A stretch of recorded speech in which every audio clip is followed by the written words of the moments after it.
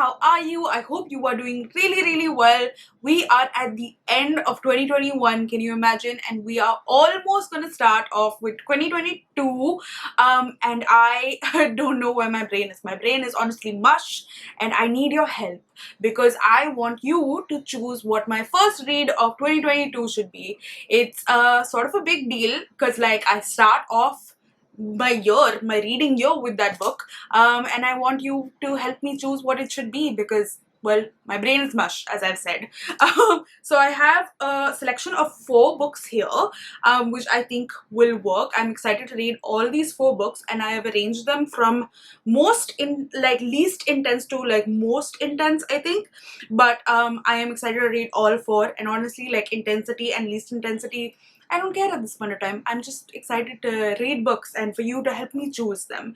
So let's just begin with what these 4 books are, and then at the end you can tell me in the comments down below which one you think I should choose. So let's go. The first book that I have here is The Disappearing Act by Catherine Steadman. This is a book that I just recently spoke about in my book haul video. It's basically about this girl called Mia who goes to LA for like an audition, and she meets this girl called Emily there, and they form like the sort of bond, but then Emily goes missing, and Mia's the last person to see her, but then a woman like reappears and says that she is Emily, and Mia's just like, what's going on? So she's trying to figure out what exactly has happened and what has happened to this other Emily and who is this Emily, and I just think that will be a really interesting read. It's a book that I've been wanting to read because I just want to know what happened, you know. So maybe it'll be good to like get it out of my way in like the first like few days of the month itself, so of the year. So let's see if you choose this one. The next one is a book that my brother has been wanting me to read for 40 billion years now. We spoke about it in my bookish chat with my brother. I will link you to that episode. It is super fun.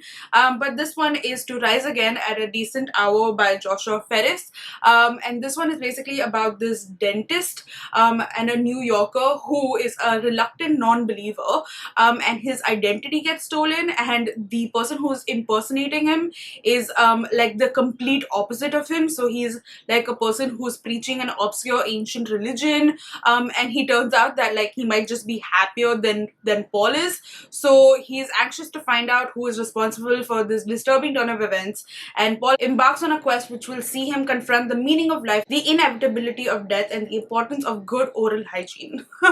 So I don't know. I'm really excited to read this one because this is a book that like I think it has like a bit of satire in it, which like I love, humor and all of that. Maybe it'll put me into a good mood. It also seems to like be talking about life and death and all of that sort of stuff. So I like reading about these like philosophical things in like the first half of the year. So yeah, maybe this would be a good pick. Let me know what you think. The third book is this beautiful one called Winter in Sokcho.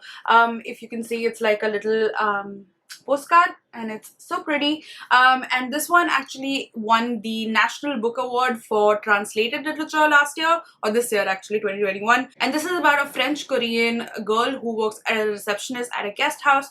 A French man comes in to live at the guest house, and he is like a graphic novelist, I think. Yes, he is a graphic novelist and he is determined to find inspiration in the desolate landscape.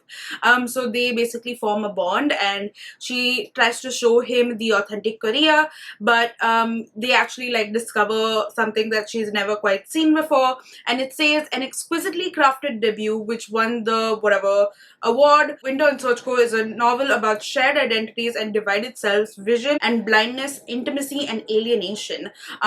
So yeah, apparently the voice is distinctive and unmistakable. So I just think that this would be a really interesting read. It seems like a very like contrarian book, and I like those sort of things. It's also really short, which is helpful. So this could be a really good read for me. So let's see if you choose this one.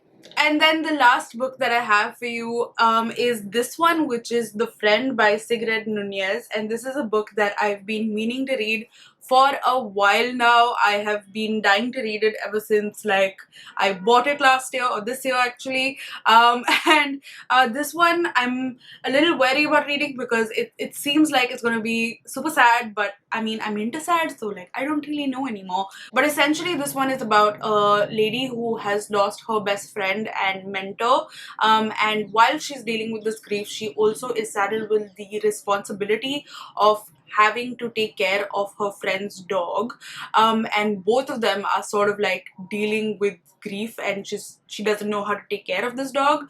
And it says, isolated from the rest of the world, increasingly obsessed with the dog's care, determined to read its mind and fathom its heart, she becomes dangerously close to unraveling. But while troubles abound, rich and surprising rewards lie in store for both of them.